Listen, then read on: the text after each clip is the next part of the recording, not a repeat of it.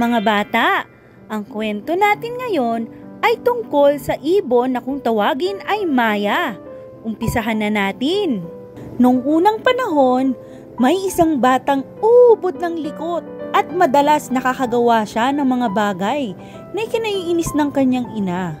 Tulad ng paglalaro ng posporo, pagdodrawing sa pader at kung ano-ano pa.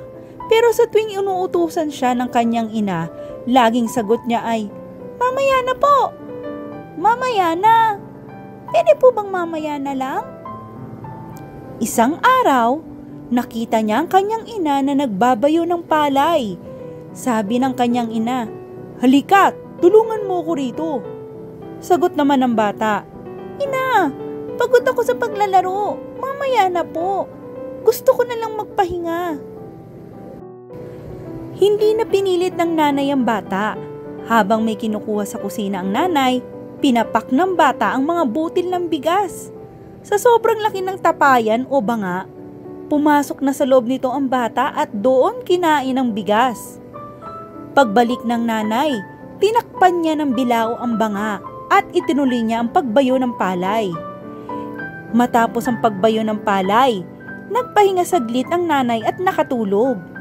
Nang magising siya, tinawag niya ang anak para utusan pero walang sumasagot.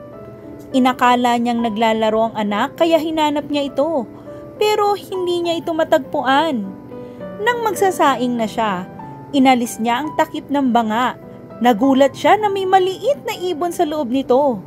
Ang maliit na ibon ay napakalikot habang kumakain ng bigas. Naalala niya ang kanyang anak sa kinikilos ng ibon. Hindi na niya nakita ang anak at simula noon, tinawag na niya ang ibon na Maya dahil sa palaging sinasabi ng anak na mamaya na. O mga bata, anong natutunan niyo sa ating kwento? Tama! Huwag ipagpaliban ang pagsunod sa utos. Yan muna ang aralin natin ngayong araw. Hanggang sa susunod nating kwento. Paalam!